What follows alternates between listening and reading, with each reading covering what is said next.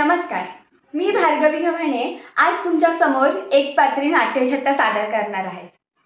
ज्ञान नाही विद्या नाही ती घेण्याची गोडी नाही, ज्ञान नाही विद्या नाही ती घेण्याची गोडी नाही, बुद्धी असून चालत नाही त्यास मानव म्हणावे का? ओळखलत का? म्या सावित्री सावित्री ज्योतिराव फुले, सातारा जिल्ह्यातील खंडाळा तालुक्यातील नायगावच्या खंडोजी नेवासे पाटलांची मी कन्या। अवघ्या 9व्या वर्षी, होय अवघ्या 9व्या वर्षी ज्योतिराव गोविंदराव फुले नावाच्या माणसाशी माझं लग्न झालं।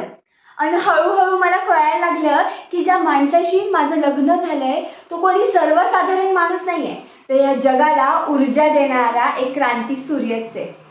त्यावेळी बायांना उमराव लांडायची पद्धत नव्हती।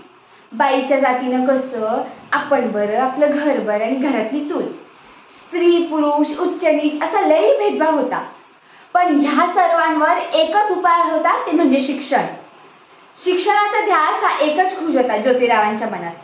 आणि असंच एकदा ज्योतिराव शिक्षणाचा प्रसार करायला एका शाळेत गेले आणि त्या शाळेतील फरन नावाच्या ब्रिटिश मॅडम त्यांना म्हणाल्या, मिस्टर फुले, तुम्हाला शिक्षणाचा प्रसार करायचा आहे ना, so educate a woman first, because if a woman is educated whole house will get educated. पण तुम्ही लोक वुमनला घराच्या बाहेरच पडू देत नाही। So bad mister Phule. झालं, हे आले की माझ्याकडे पाटी पेन्सिल घेऊन आणि मला म्हणाले, सावित्री आजपासून मी तुला शिकवणार। आणि झालं मग माझा अभ्यास सुरू। बे के बे, बे दोन चार, बे त्रिक सहा, काना मात्रा वेलांटे आकार उकार सार सार मी लिहायला शिकले, वाचायला शिकले आणि बघता बघता काव्यही रचू लागले। शिक्षण हे एका वाघिणीचं दूध आहे आणि तेच मी माझ्या लेकरांना द्यायला चालली होती। शेळपाटासारखा जगला तर काम तमाम होईल, पण जर वाघासारखा जगला तर नाम होईल।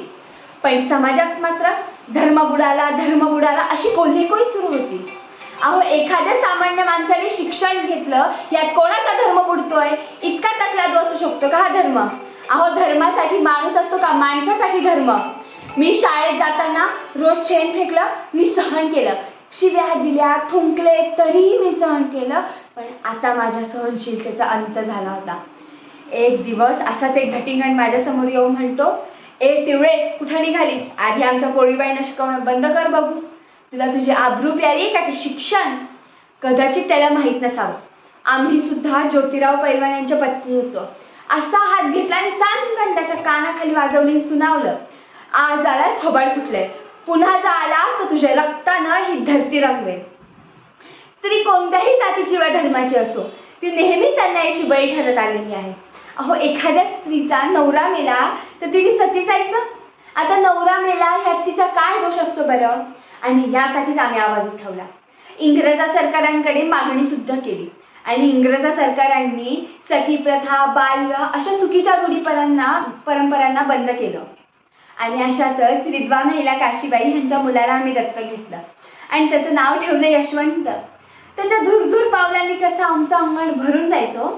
त्याला वाढवलं, मोठं केलं आणि डॉक्टर सुद्धा बनवलं। पण पुण्यात एकदा प्लेगची साथ पसरली होती, लोक पटापटा मरत होती। तेव्हा मी यशवंताला म्हणालं, यशवंता, आता आपल्याला हॉस्पिटल उभारायला हवं। यशवंताने हॉस्पिटलही उभारलं। मी आणि यशवंत आम्ही दोघे त्या रुग्णांचा उपचार करत होतो।